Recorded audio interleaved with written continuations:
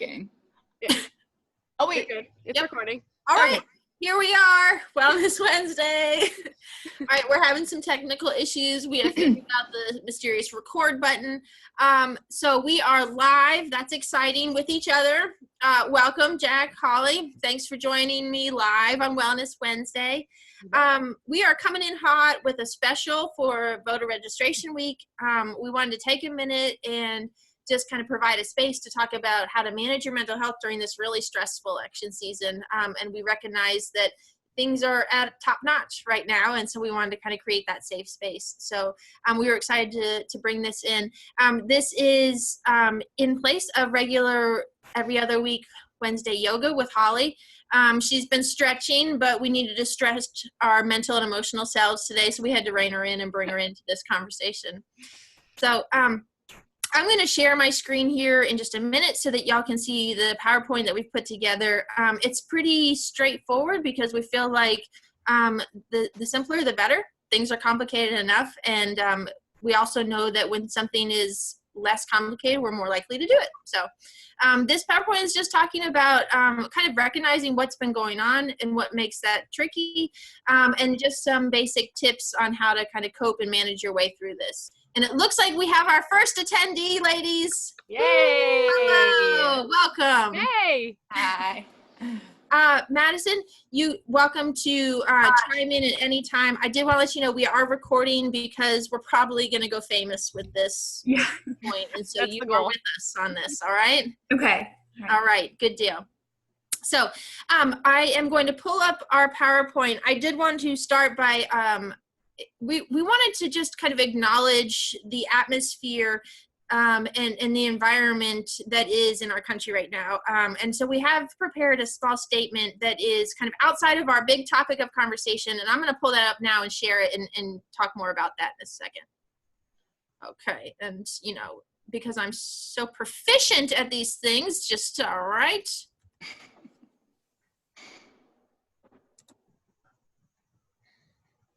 Yep. Great. Okay, let me just see. All right, so everybody can see my screen. It looks like great. So like I said, we just really wanted to take a minute to kind of recognize what's been going on. You know, President Lugo did a wonderful job in putting out a larger statement for the university, but we also felt like it was important for us to kind of recognize and be very clear about how we see what's been going on. So, you know, let's see, these little faces were in my way.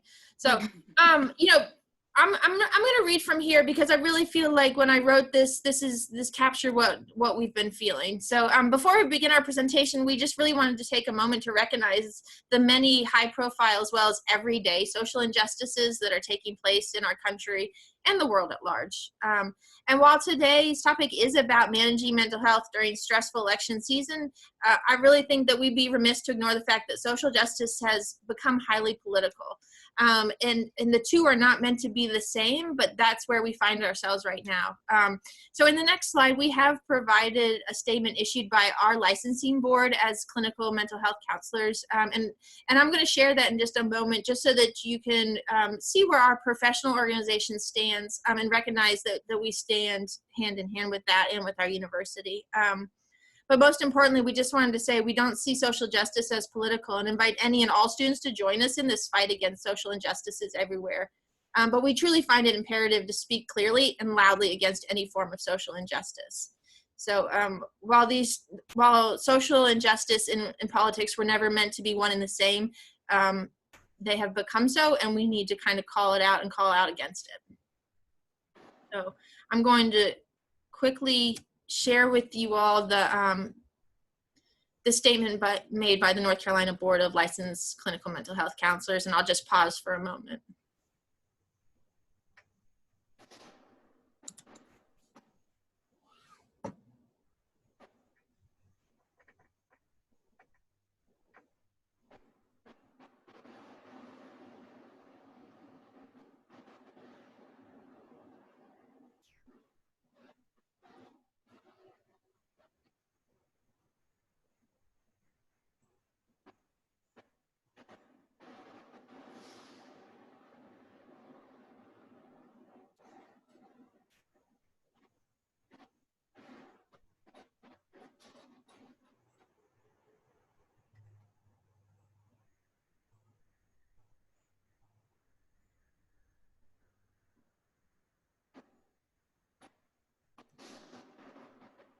All right. So thank you for kind of sitting with us in that and allowing us to kind of share what we've experienced and also where we stand. We feel like it's very important professionally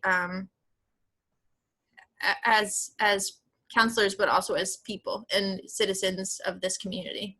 So.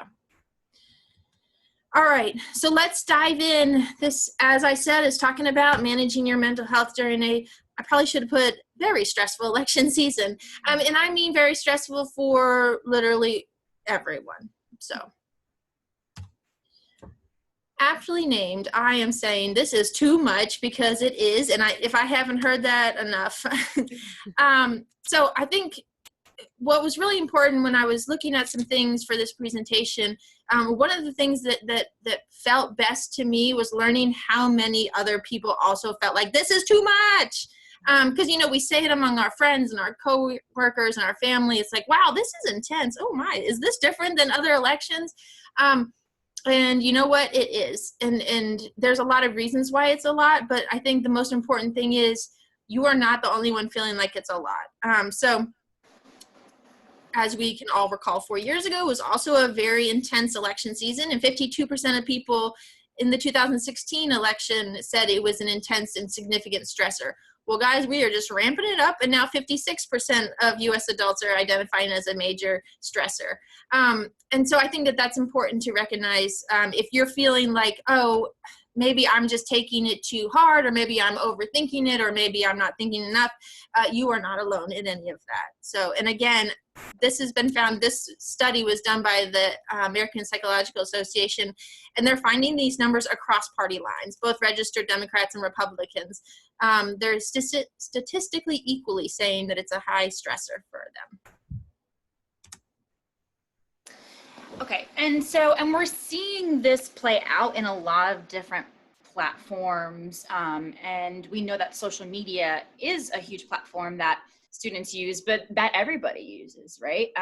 Part of what I think makes social media so popular is that it's accessible to anybody that has a smartphone or the internet access. So it's something where it's a platform where people can say what's on their mind, and it's, in one way, an opportunity for people to speak up and speak out.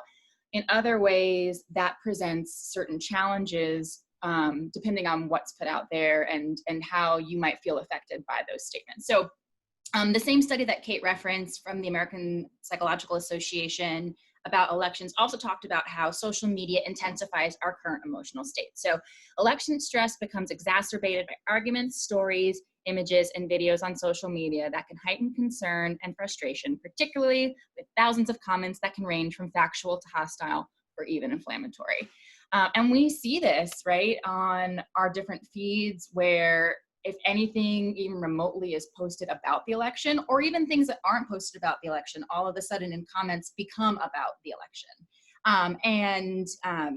When we're talking about typing something behind a screen, whether it's a computer screen or a phone screen, I think people feel that kind of like wall of anonymity sometimes gives them the green light to say things maybe in a way that they wouldn't say if they were in front of people. And so oftentimes those things come across as not just necessarily more direct, but oftentimes more aggressively. And then we're also not necessarily then taking into consideration how it comes across in people's feelings. So I'm sure everybody can relate to the feeling of reading something on a social media thread and like all of a sudden feeling your face get a little warm, right? And like your hands getting a little sweaty to be like, well, I don't agree with that at all. Like that makes me angry, or that makes me frustrated, or that makes me feel something about, if it's, in contrast to maybe the person that I support, that makes me feel uncomfortable. Sometimes it just feels frustrating if it's something that's outright to the point of, being factually wrong, because that feels like misinformation, and that's frustrating. So it's definitely worth noting that has an effect on the way that we feel, because we're constantly checking our phones and constantly checking social media throughout the day. Ladies, did you have anything I wanted to add to that? I was just going to say too, I think part of something that makes social media very tricky is that you don't have a good understanding of the source for the information that you're seeing. And so it's like, how can I verify the source of this information to know, is this factual or is it not? Is this overboard or is this not? And I think, obviously we all have our own meter of what's overboard and what's not, but without a clear indication of source, it makes it even more confusing and kind of make you feel a little bit more lost as to which way and what to believe. Absolutely. I was going to add too, I think that something that has been coming up, especially just in the realm of social media, especially with everything going on, is I think sometimes it's particularly difficult when maybe we see something on a screen that someone posted who is like a close friend of ours or is someone in our family. And we're seeing a post, something that they put out there, but then that's like contradicting what we think our relationship is with them. Or, now we have this opinion or assumption of them, and just because of something that they posted. And, that's kind of losing that conversational piece where you're missing tone and you're missing context. And so I think it is particularly hard too when we're coming up against, these different views. Yeah, that's a great point, Ho. Absolutely. And so all of these things create stress because now we have to decide what we want to do with this information and whether or not we respond and engage in the comment section of, whatever platform we're on, or just in terms of our general wellness of like what sticks with us throughout the day and how often we're engaging because, that's time that is taken up in our day. If you go to the next slide, Kate. Yeah. So we have listed here some tips for interacting on social media during this time. So one thing is that, and again, like there are definitely pros to the idea of having platforms where you can reach a lot of people, right? But when it comes to our own mental health and when we decide to engage in conversations, one licensed counselor recommends that and you try to stay with small groups of people. So instead of it being that there's thousands of people that you're friends with, or thousands of comments that are happening under an article that's specific to what people have an opinion about. Look for situations where you have a respectful, open audience and time to think so you can be intentional and thoughtful in your statements. And I think this idea about intentionality and being thoughtful and choosing our words goes a long way. And I think Holly's going to talk more about the idea of setting purpose and intention in conversations later on. But, if I'm stepping into this conversation, am I doing it for the purpose of wanting to learn more or wanting to clarify something? Or am I doing it just because I want to be right? And, depending on that intention can really go a long way in terms of what I'm getting out of that conversation. But also know that it's okay to say no to not engage in conversations that are not respectful and that are not open, and that you don't have to feel the need to subject yourself to continuing a conversation when those boundaries are crossed, and that is okay.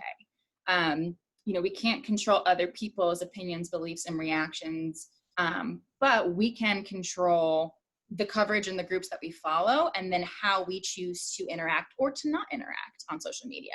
That doesn't necessarily mean that you only follow things that align with your beliefs and values. I think one of the great things about social media is being able to see a wide range of opinions and beliefs, and that can be helpful for learning and perspective, but choose wisely, right? Like, are those mediums where these things are being put forward in a respectful way? Are these mediums using information that has been verified, right? Going back to Kate's point. Kate, did you have something you wanted to add to that? No, sorry. I saw you on mute, sorry. So, just know that it is okay. You have a choice. And just like that means that you also can choose not to engage, or you can choose to take a social media break or limit the amount that you engage. And that's okay too. I know I was just watching a documentary the other day that Holly recommended to me about like social media and how much it affects our mood. And one of the tips that all of these tech moguls who like made Facebook and Snapchat and Instagram all talk about is they don't allow notifications on their phone. So that way it doesn't feel like it's constantly something that keeps coming up that they have to check throughout the day. When they go onto their app, that's when they get notifications to see what's been going on. I thought that was like a smart, that way I get to limit and I get to choose when I'm exposed to those things versus feeling like I'm being reeled in all day by my phone. There's also on different social media apps time limits you can set for yourself. Like literally you can set a timer. I've been on Instagram for an hour today, and it lets you know, and then it's like, okay, maybe I should take a break, because it's easy to get stuck. Oh yeah. Yeah. Or that reminder at the end of the week that tells you how long you were on your phone. Green average or whatever. I don't look sometimes because I'm embarrassed. Woo! We're up 6%. Humbling experience. Yeah. All right, I'm gonna keep moving us, guys. So that's social media. Then we also have the news to consider. I definitely think, there's something to the idea of being an informed citizen and wanting to stay on top of what's going on in local and national news. And as we talk about things like, social injustice, and having that be something that we're kind of taking separately from, we're separating from the idea of it being politicized, to do things and be on top of social justice initiatives, right? To make sure that we are working to be anti-racist, for example. It requires us to keep track and up to date on what's going on in the world, because that informs like where we're moving as a society. The point where that becomes too much is where that information stops being helpful and starts being hurtful to you, right? So I think that there's two general questions you can always ask yourself is it true and is it helpful? So is the information that I'm getting accurate, right? And then also, is the information that I'm getting helping me in a way to either stay informed or to, engage in behavior that I want to engage in? Once it becomes either not true and or not helpful, that's when it becomes to be, maybe we're looking at where that becomes too much. And everybody's limit is different. So staying informed is important. But again, too much of anything is not necessarily a good thing, unless it's like puppy snuggles. That's probably like the one thing that comes to my mind. Other than that, right? Like you wanna manage those things in terms of what works for you. So being aware that, news is happening 24 hours a day, it doesn't shut off. Just like I know I get notifications on my phone about that too. And I've had to be mindful about making sure that I'm managing when I choose to engage and learn about what's going on in the world. So some tips that might be helpful are reading and watching just enough to stay informed, turning off your news feed and taking digital breaks, finding balanced information. And, the more sources, the more you're able to kind of gauge, where do things align, and like the Venn diagram of what everybody's saying versus what might seem like an outlier. There's also, and I think it's so great, we learned this morning that Queens is going to be doing an event about political literacy and like how to fact check and where to find accurate information. So that's a good example, finding balanced information. And then being aware and alert for triggering news articles, because there might be certain things that hit home for you in a different way than it might for other people. And it's okay to know that if those things are upsetting, that maybe those are some of the things that we need to be really careful about how much we indulge and how we proceed with those. And it's okay. It's okay if you need to take a break. Absolutely. And I personally love watching the news, like the local news, the national news. I just really love it. Okay. I'm not going to make fun of myself for it. I just love it. But I have recognized that, like, cause I will leave it on in the background when I'm making dinner, and, someone will make a comment like, this is the same news you heard during the 5 o'clock news, or this is the same news you heard during the 5:30. Why are you watching it again? And, when that comment was made, I thought, you know what? That's true, because now I'm just letting a lot of this really heavy information just kind of seep in when I'm not actually paying attention. And that means my subconscious is picking that up, and I'm carrying that weight around, and that's not helpful or useful to me. So I might not be actively watching it, but its presence is having an effect on me. And again, watch and stay informed enough, right? And then once you've got your information, turn it off and walk away. And so y'all would be proud. I have been turning off my beloved news after I've watched one cycle of it, okay? Because you really only need one cycle of it to then move on. Personal growth over here. Love your multiple cycles. Just need to hear that one more time. Well, listen, it's early in my work. So. All right, Hall, take us on. And before you get started, Hall, Madison, feel free to stay just as you are. I just wanted to encourage you. I know the girls and I can get going because we love to talk. So please, if you have something to say or a question, jump in. If you don't want to say nothing, don't worry about it. Let's go ahead, Hall. Cool. All right, I saw her on mute. Okay. So conversations with friends and family. Okay, I think this is particularly relevant to everyone's situation right now because a lot of you are at home unexpectedly, right? So we are used to being in a space where maybe we can surround ourselves. We have a little bit more choice in who we surround ourselves with when you're on campus. So, you know, this is an important one for what's going on, you know, during the pandemic, being at home. So kind of, you know, building off of what Jackie said about setting intentions for conversation. So this is basically coming up with, what do I want to accomplish here? You know, it's giving yourself something, a solid ground to stand on for you going into a conversation. You know, it's going to help you speak constructively. It's going to help you listen, you know, because you're going in there with a goal. So it can be helpful when we're having more difficult conversations.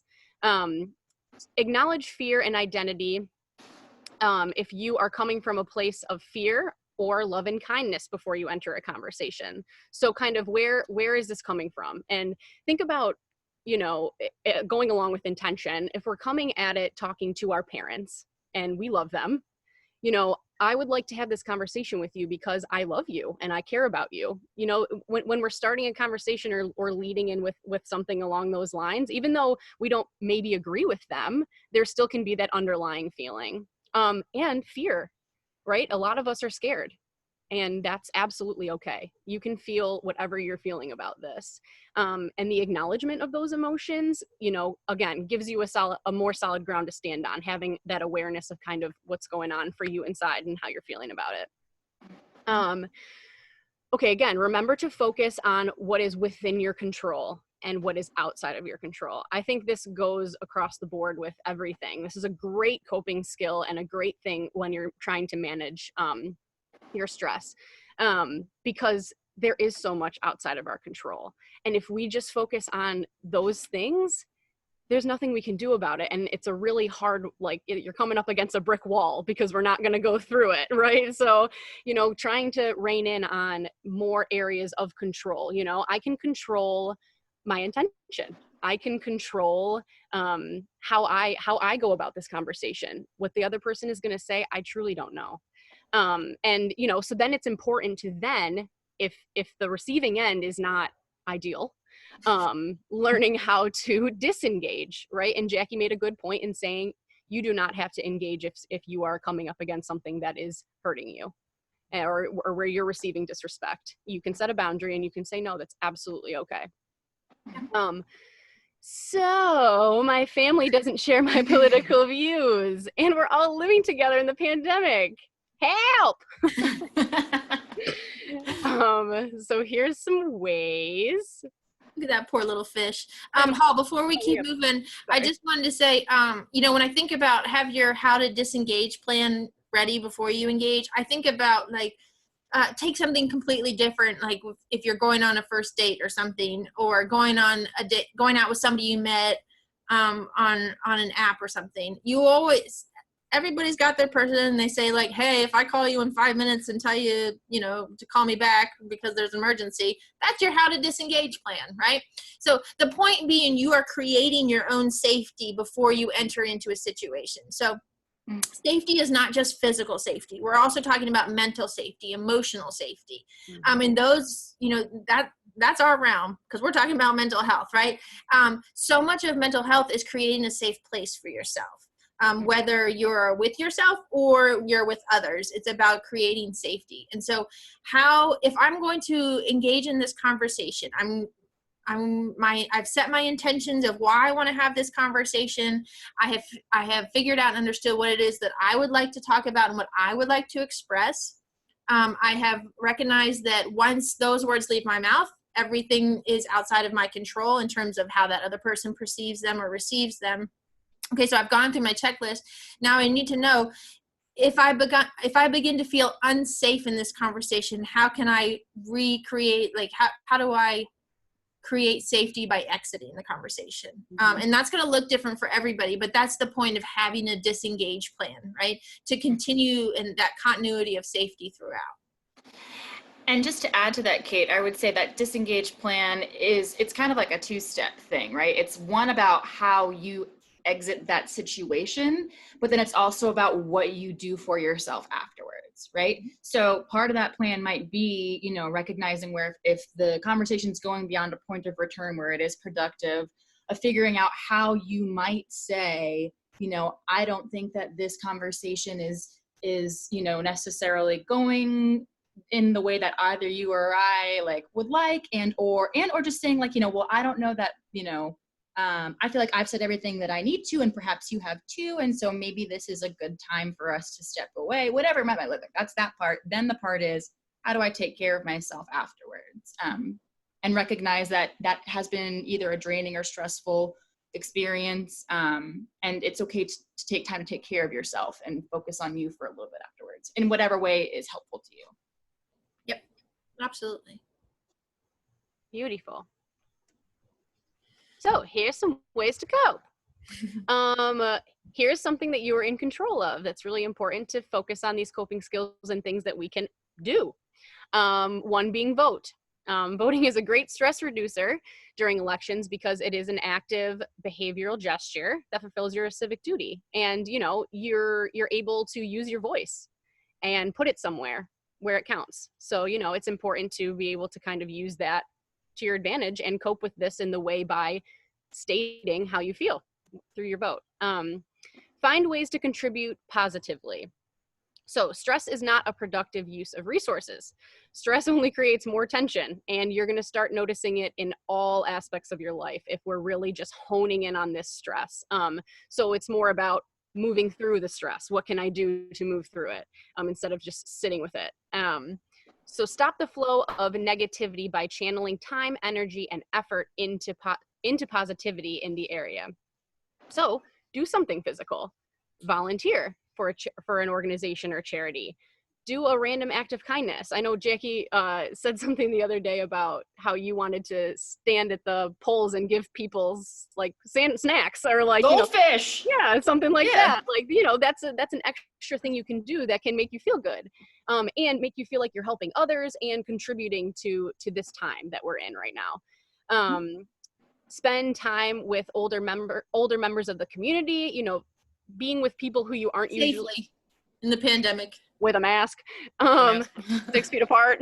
But yeah, you know, get another perspective. You know, it's a good way to kind of reach out and take yourself outside of your comfort zone in a positive way.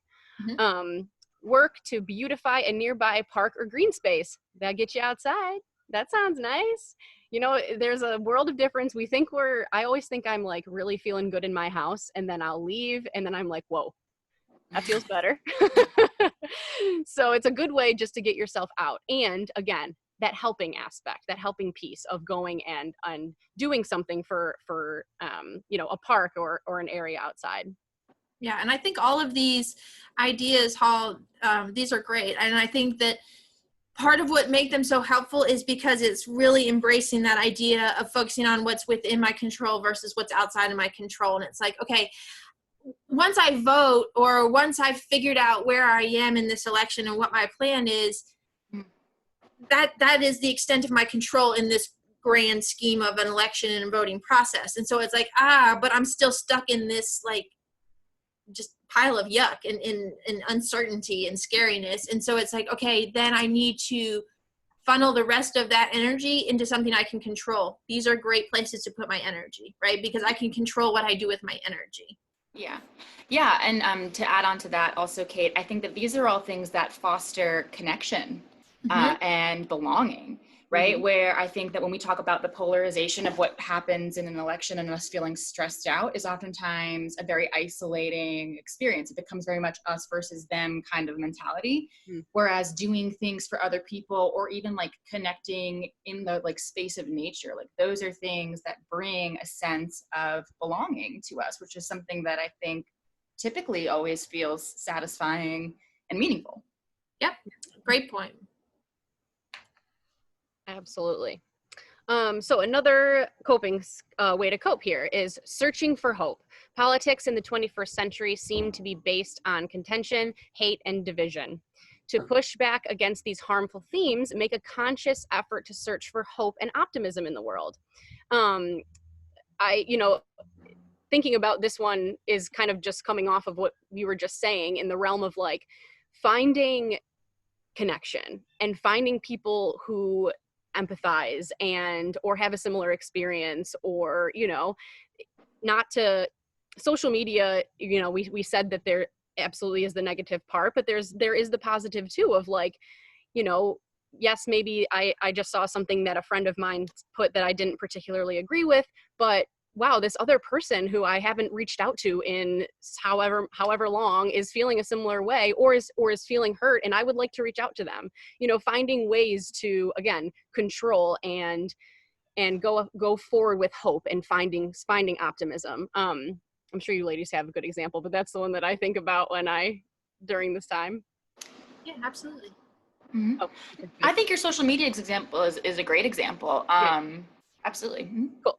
Okay, I didn't know if you wanted to say anything. Yeah, no, I was just gonna say, I think that in terms of searching for hope, I'm not thinking about grand gestures. I'm not looking for the unicorn to come traipsing up the road with the bowl of Lucky Charms or whatnot. I mean, cool, awesome if it happened, but also like I'm looking for and putting my energy and effort into the small things that create hope, and because from that grows more hope, and from that grows more hope, and then those seeds go blowing in the wind and plant more hope, right? And so we miss all the little things when we're busy looking for the grand gestures. And so be sure that you're not just looking out for the unicorn, and make sure that you're looking for the hope in the small things, and be a planter of those small things as well.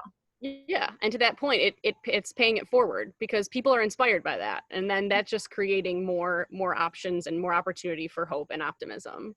And then focusing on your physical health. So we are, mind-body connection. So if you're focusing, and again, something that you can control, if you're focusing on diet, sleep, and exercise, things of that nature, you're inherently going to help your mental health.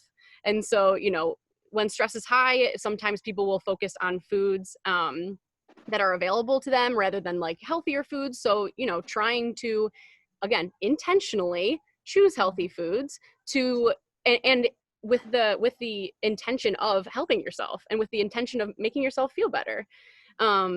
Sleep, necessary to restore a person's physical and mental health. We definitely need to be watching our sleep. I am one to talk, but it is what it is sometimes. But yes, it definitely, it's a refresh. Sleep. It's a chance to, we're not ones to hit the pause button. We're really go a lot in this world that we live in. So sleep is a great opportunity to really just settle and let your mind refresh a bit. We know all the good things that come along with sleep. And then exercise to improve mental and physical health. Exercise is invaluable. So, and it, again, I like Kate's point of, it doesn't have to be a grand gesture. You don't have to run and get a gym membership, also COVID, but you don't have to go and get a gym membership. You can get outside. You can walk around your block. You can meet up with a friend, safely socially distance, and go for a walk, or do some gardening. Get your hands in some dirt. That's all. That's good. That's good for everybody. But exercise, it's got to be something that makes sense for you. Whenever we talk in the terms of self-care, it's like, oh, well, what can I do for self-care? Well, what is appealing to you? What sounds like it's gonna be good for you? Because if I told you to go do something and you're like, I hate stretching, I don't want to do yoga, then not helpful. So it's really about asking yourself, like, what makes me feel good in the realm of exercise. That's a good point, Hall. It's gotta make sense in your life for it to be helpful. So that's a great point. I also think, Hall, I know you were laughing at yourself in terms of the sleep situation and like, well, don't learn from me. But the point is, like, all these things, diet, sleep, exercise, nobody's saying you're just killing it every day in all three of these categories, but it's helpful to keep in mind, because if you recognize and notice in yourself, like, oh, I'm feeling extra emotional today, or oh, I'm feeling really irritable today, do a little scan of yourself, right? And say, like, hey, how am I eating the last couple of days? Like, have I had a vegetable recently? have I been getting enough sleep? And so that you can then have grace for yourself. If you're like, wow, you know what? I've only had 3 hours of sleep.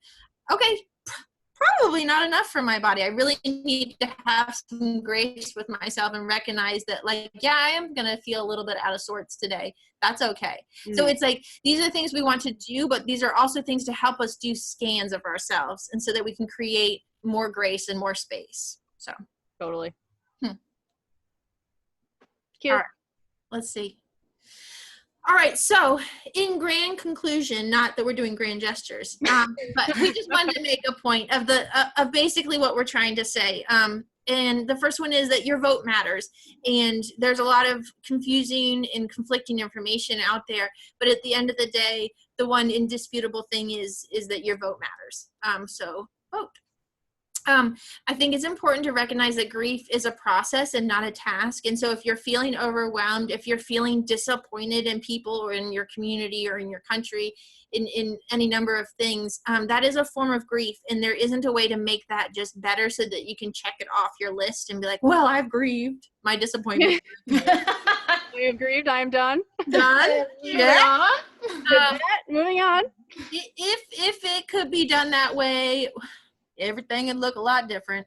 But I just, again, back to this whole idea of creating space and grace for yourself. And grief is not something that you just check off the list. It's a process. And so whatever your process looks like is okay, because it is your process.